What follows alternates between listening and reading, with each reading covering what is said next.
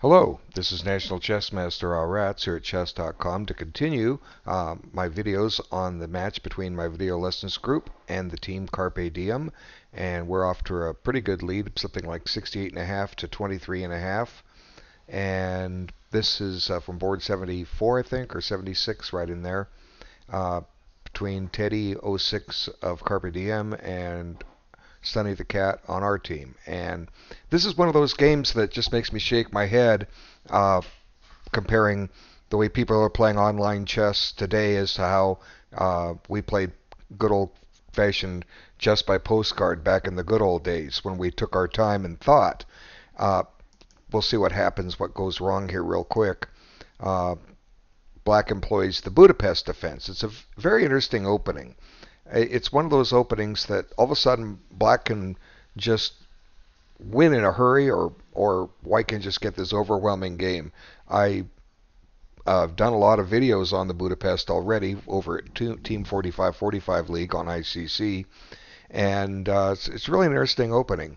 And I'm not here to say when theory departs and what they should do, what the best lines are. That's your job if you're going to play a gambit like this.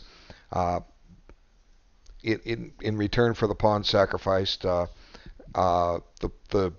white pawn on e5 is usually going to be lost back, or White can try to hold on to it, or Black will get a little pressure against the White king.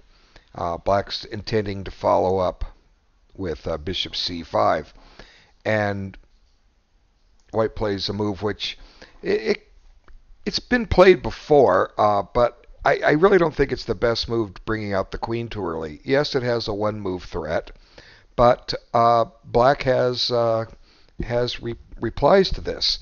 So it comes down to, well, when you're playing a correspondence game, all of this information is available pretty much for free. Just Google free online chess databases, and you can find book continuations, and you can look over games and see how these things turned out. What kind of game did they turn into? Are you comfortable with that kind of game?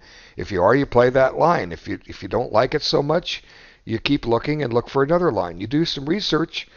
You can really score a lot of wins in the way the people are playing online chess today, because they're not going to be prepared, and you are. Plus, you're going to learn so much about the opening, so much more. So Queen d4 is not necessarily the best move, and Black just responds calmly and advances a pawn, threatens to take this pawn back, and in effect he's making this appear a gambit because White now accepts. And this is the point where Black or White has to just stop and think for a second. And I don't know how quickly they make their move here, where there's no record of that. But the first thing White has to recognize is that Black has a threat. Okay, Black has a threat to win the game right now, and here we are on the fifth move. If you can't see the threat, pause the video and take a look. What would you play if it was your move with Black? Okay, resume the video. Well, the move I think you'd want to play is bishop b4 check, because that's an active move. What are your active moves? Threats, captures, and checks. You got to be on the lookout for them all the time, from your side and your opponent's. It puts White in check. The rules say you got to check. And it also uncovers an attack on the White queen. And even if White retreats the queen, it's still would still be lost to bishop takes check. One thing that Black could think about is, well, wait, what about this pawn down here? What can I do here? Now, did White analyze that? Maybe he did. I don't know. So let's just get it out of the way. It's not a good move. Even though it attacks this rook, Black just puts his bishop on e5, and the White queen doesn't really have any good place to go except go to g5. The queens get traded, and Black picks up this pawn and the rook to follow. So did White see that much? Well, maybe. I don't know. Let's back it up. So White has to deal with this immediate threat on his queen, and he doesn't, and just actually plays a weakening move. he plays h3. And h3 doesn't really help white in any way. The knight wasn't threatening anything. He's got f2 guarded. That's what queen d4 did. What's the hurry to drive this knight away? It kind of reminds me of the world's shortest game between masters. Let me throw this at you here. Just interject this real quick. It went something like this.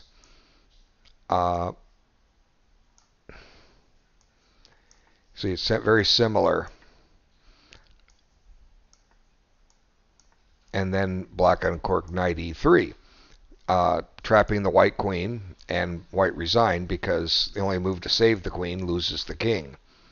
And now queen check, and mate to follow. So, I mean, I knew this trick because I read chess books, I read chess magazines. I've been exposed to it most of my entire life. I've been exposed to this game and the literature thereof.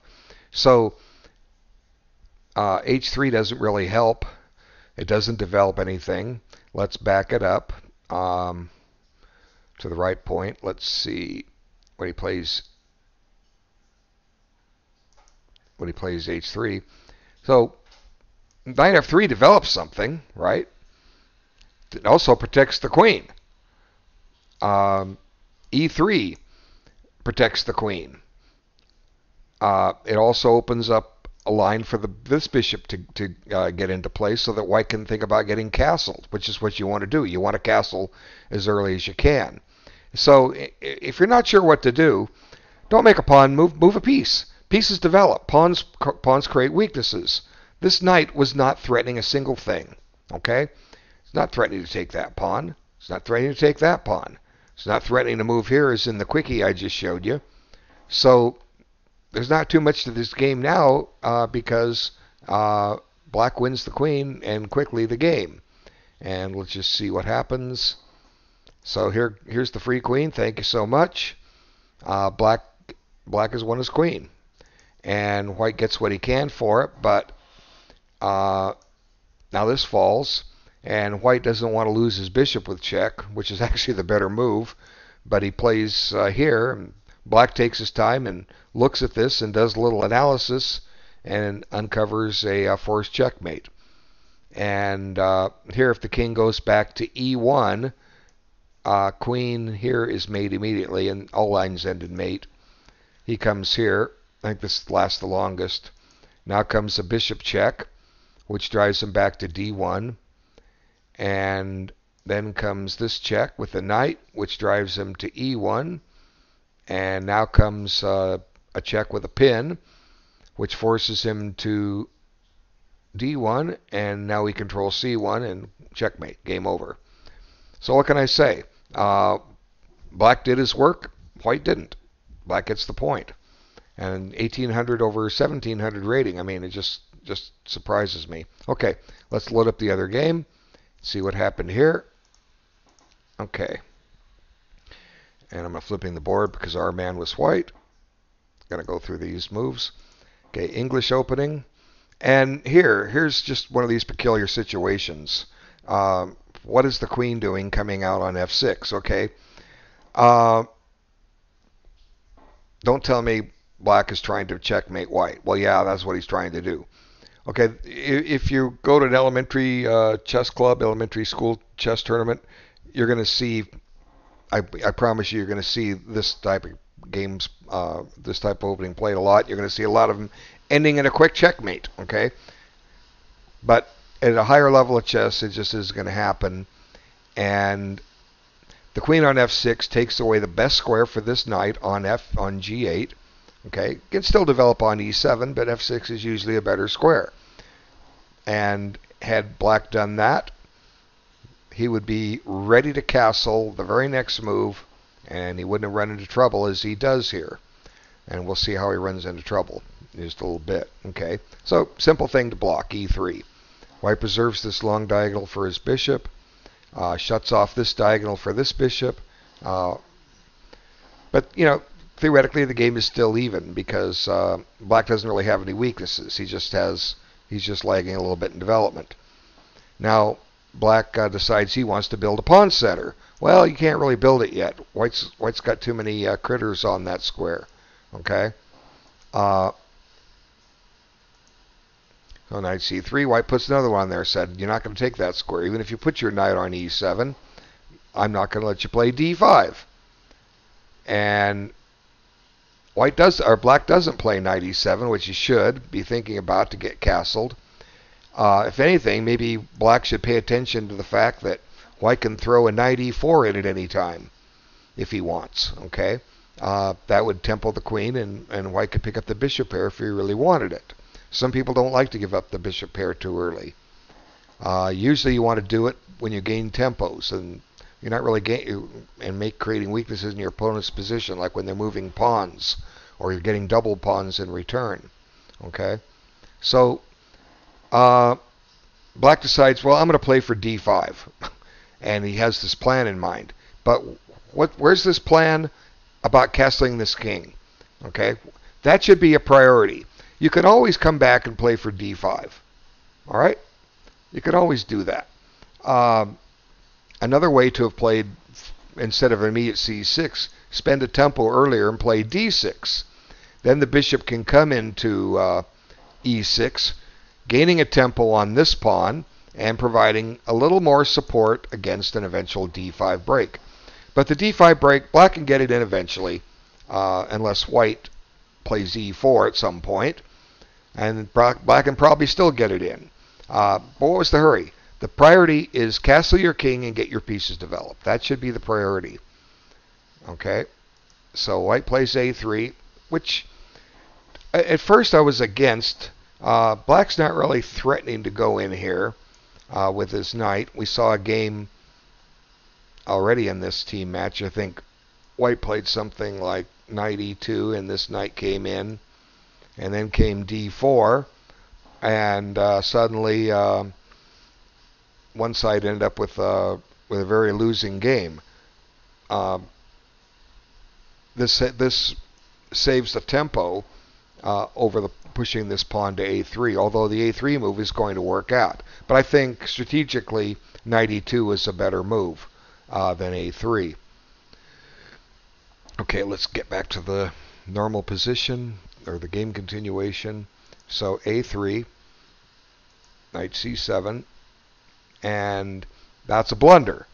Well, the blunder's coming, yeah, that's basically a blunder, because now this knight e4 I was talking about comes up, attacking the queen, attacking the bishop, which is no longer protected by the knight, and the queen has one safe place to move to protect the bishop. But now the usefulness of a3 comes in. White plays b4, and suddenly Black realizes that his bishop is going to be lost. If it retreats to either square, c5, and I don't even have time for f5 in that position. And if you had gone back here, f5 is, whoops, there we go. f5 is met by pawn takes, or even knight takes check, either one, and the knight is safe. So something definitely has gone wrong in Black's game if he's losing a piece in 8 moves. And it comes down to the fact that Black neglected to develop this knight to its best square in the first case, and then in which case castling would have been a natural move that probably 8 out of 10 chess players would make, and then he didn't want to settle for the second best square and get him castled. And I don't know why he didn't even consider it. It supported this d5 push. Instead, Black chose to spend 2 moves transferring a knight to c7 to support the d5 push, and ended up taking away square from his own bishop. So Black gives up the bishop, and there's really not much to the game now. He gets 2 pawns for it, but big deal. Okay, now White's got a really strong game, and look what happens. Black loses castling privileges. Whoops. And he's going to have to step into a check next move. Where's the king go? If If it goes to D8, knight takes F7 check.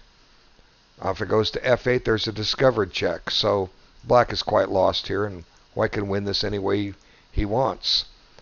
So black elects to give up the queen for the bishop. He's got a knight and two pawns. No, a knight and a pawn for a queen. That's not enough. And white just keeps the pressure on. Grabs a pawn, threatened a pawn, grab another pawn. Now white's developing.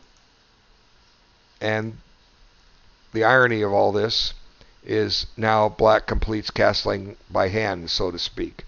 He got his swung his rook around and got his king to safety, but not after complete disaster. He wouldn't have lost his queen had he castled. Okay, he wouldn't have lost a piece had he not elected to try for d5 and castled. And he still can't play d5. Let's see if he ever gets it in, huh? White just doubles up on the file and starts playing the attrition game. In other words, let's trade pieces, and eventually you're going to run out of them, and I'll still have them. And someone's sending me a message. Just going to have to wait, because this one's almost over. Hey, look, a passed pawn. Let's run it. Oh, no, you don't. And, hey, thanks. More free material. There we go. The pawn on d5 is weak. There it goes. At least black got a pawn to d5. He didn't get his d7 pawn there. Okay, so now another piece is going to go bye-bye. And that's it. And black resigned. Game over. So, moral of the story. Analyze your games. Look up the variations in the books. And I thank you so much for taking the time to look at this video. Take care.